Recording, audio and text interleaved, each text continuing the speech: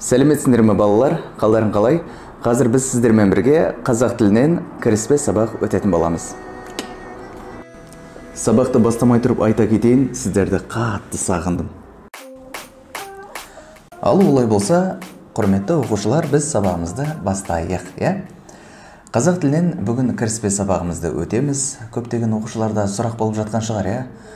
Сабақтар қалай өтеді, ағай деген сияқты сұрақтарға біз қазір жауап беріп өтейік қысқаша, иә? Сабағымызды бастамай тұрып, осы сабақтардың қалай өтетіндігін қысқаша түсіндіретін боламын. Сабақ қалай өтеді? Біз мұғалімдер, яғни мен YouTube арқылы түсіндіремін. YouTubeға видео саламын, сонда әр тақырыпты түсіндіретін боламын және тапсырма беретін боламын. Сіздер ол тапсырманы орындап, ертеңгі сабаққа дайын боласыздар. Біз бұл тапсырмаларды Telegram каналға жүктейтін боламыз. Сөйтіп ертеңіне сабақтарды Zoom арқылы сол сабақта талқылаймыз, талдаймыз, жаттығулар орындаймыз, тапсырмалар орындаймыз деген сияқты. Жалпы сабақты бекітеміз. Сөйтіп берілген тапсырмаларды сіздер орындап болғаннан кейін үй тапсырмаларын менің WhatsApp арқылы жекемен жібересіздер. Жарай ма? Қандай тараулар өтеміз? Осы жолы қазақ тілі сабағынан екі тарау өтеміз. Біріншісі жеңіс күніне байланысты ұлы ерлікке тағзым тарауы, яғни 41-45 жылдардағы ұлы отан соғысына байланысты тақырыптар кездесетін болады. Ондағы қандай батырларымыз бар, қандай ерліктер жасалды, не болды деген сияқты. Келесі тарау ол ғылыми фантастика. Осы екі ғана тарауды өтеміз қазақ тілі сабағында. Жақсы? Ал келесі оқу мақсаттары қандай болады? Бірінші тарауға байланысты, яғни жеңіс күніне байланысты тарауда мына бір оқу мақсаттарын өтетін боламыз. 1. Мәтіннен негізгі ойды анықтау, көтерілген мәселені талдау. Яғни біз мәтін беріледі, мәтіннен негізгі ойды анықтауымыз керек, және қандай проблемалар көтерілген, соны талдап бере алуымыз керек. Бұны өттік, біз бұрында да. Екінші, мәтіндердің стилін ажырату, жанрлық ерекшелігін ажырату. Стиль дегенде біз стильді өттік, публицистикалық, көркем әдебиет немесе ауыз әдебиет немесе басқа да стильдердің түрлері бар, жанрлық ерекшелігін ажыратып беруіміз керек. Ол қандай жанрда жазылды? Драмалық, очерк немесе мақала немесе шығарма деген сияқты. Сол жанр мен стилін ажыратып беруіміз керек. Үшінші мақсат жоспар құру және көркемдегіш құралдарды қолдана отырып шағын мақала жазу. Жоспар құруды біз білеміз. Ал көркемдегіш құралдарды қолдана отырып дегенде, біздің көркемдегіш құралымыз біздің өткен тілдік бағдарымыз, яғни грамматика. Біз не өттік қазақ тілі сабағында? Жалғауларды өттік, шылауларды өттік, одағайларды өттік. Міне осы грамматиканы біз өзіміздің мақаламызда қолдана отырып, шағын статья, яғни мақала жазуымыз керек. Төртінші, тұрақты тіркестерді білу, қолдану. Біздің өтетін осы оқу мақсатындағы тұрақты тіркестерді білуіміз өте маңызды.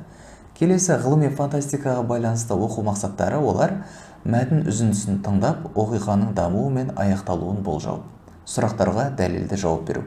Яғни бізге мәтін беріледі, оны тыңдап болғаннан кейін, яғни толық емес, жартысына дейін тыңдап болғаннан кейін, оқиғаның әрі қарай дамуы мен аяқталуы қалай болатындығын біз айтып бере алуымыз керек. Және кейбір сұрақтарға дәлелді өмірден мысалдар келтіре отырып жауап беруіміз керек.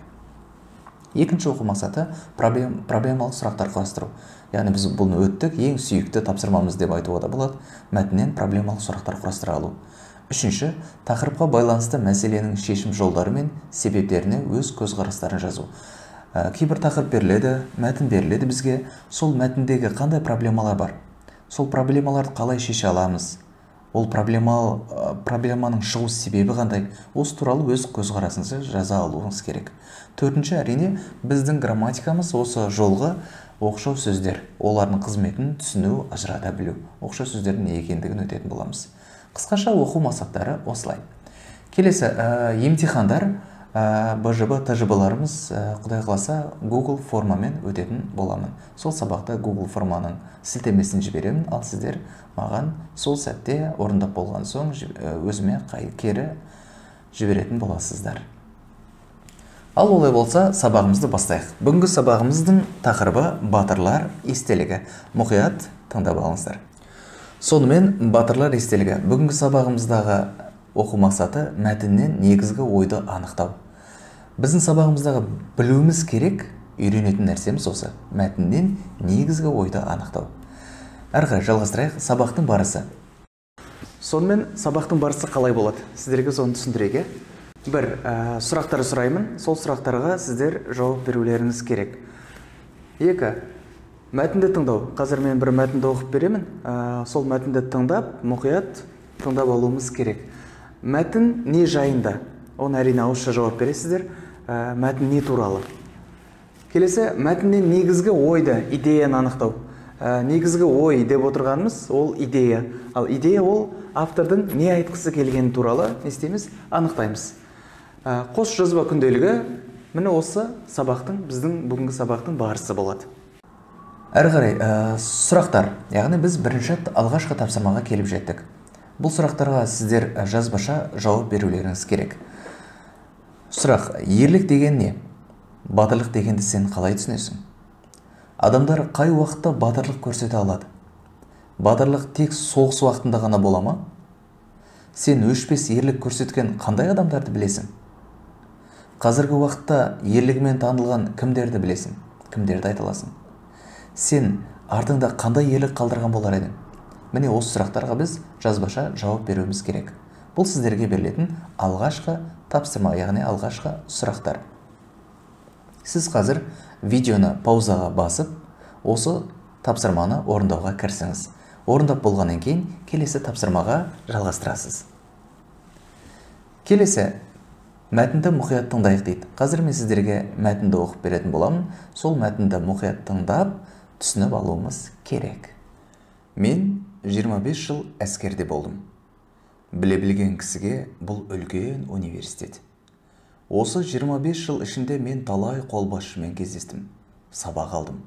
Талай генералдың қол астында қызмет істедім, тәрбие көрдім. Өйткені командир деген әскери педагог қой. Осы әр ұлт адамдарымен қызметтес болғанымды өзіме ерекше мектеп деп бағалаймын. Себебі чуваш мынадай екен-ау, қырғыз мынадай болады екен-ау деп толғанасың. Ана халық анадай дәстүрін қастерлейді, мына халық мынадай құрметтейді екен-ау деп толғанасың.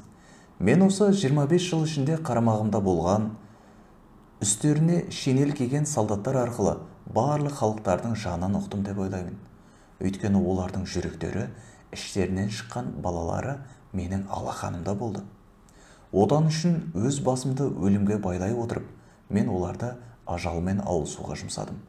Олардың өлмеуі үшін өз ұрпақтарын, өз халықтарының намысын, оның өздері сүйетін асыл қасиеттерін аман сақтап қалу үшін жұмсадым. Өзім де халқым үшін қасықтай қаным пида деп жанып тұрған отқа талай түстім. Бауыржан Момышұлы. Келесі сұрағымыз, егер мәтінді тыңдап болсақ, мәтін не жайында? Ауызша жауап беріңіз. Ауызша жауап бергенде сіздер өздеріңіз іштей дайындалыңыз ауызша жауап беруге. Дайын болғаннан кейін YouTube'да осы видеоның астында комментарий бөлімінде өзіңіздің мәтіннің не жайында екендігі туралы жауап беріңіз. Мәтіннен негізгі ойды, идеяны анықтаңыз деген. Бұған жазбаша жауап беруіміз керек. Негізгі ой мәтіндегі не? Идеясы қандай? Идеясы деп отырғанымыз не еді? Идеясы деп отырғанымыз. Яғни автор бізге не айтқысы келді? Бұл мәтінді беру арқылы. Жазбаша жауап береміз. 40-50 сөзден тұратын жауабымыз болу керек. Тіпті одан да көп жазсаңыз да жоқ демейміз. Келесі қос жазба күнделігі. Орындап болсақ, қос жазба күнделігіне кезекті береміз. Қос жазба күнделігі қалай болады? Мәтіннен үзінді беріледі, және сіз оған түсініктеме жазуыңыз керек. Мысалы, мәтінде берілген бізге: әр ұлт адамдарымен қызметтес болғанымды үлкен мектеп деп санаймын. Неге? Сіз өзіңіздің жауабыңызды жазуыңыз керек. Себебі деп мәтіндегі тыңдалған ақпарат бойынша жауап бере аласыз, плюс қосымша өзіңіздің ойыңызды да білдіре аласыз. Екінші, мен оларды, яғни кімдерді айтып тұр? Өзге ұлт адамдарын айтып тұр. Мен оларды аман сақтап қалу үшін барымды салдым. Неге? Деп әрі қарай себебі деп өз себебіңізді жазасыз. Міне осымен біздің жаттығулар сериясы аяқталды. Назарларыңызға рахмет. Біздің алғашқы сабағымыз осымен тәмам. Сіздерге сәттілік тілеймін. Тапсырмаларыңызды бүгін орындап, тіпті дәл қазір орындай бастаңыздар. Әрі қарай ертең сабақта осы тапсырмаларды және басқа да жұмыстарды талқылайтын боламыз, талдайтын боламыз және бекітетін боламыз. Рахмет барлықтарыңызға.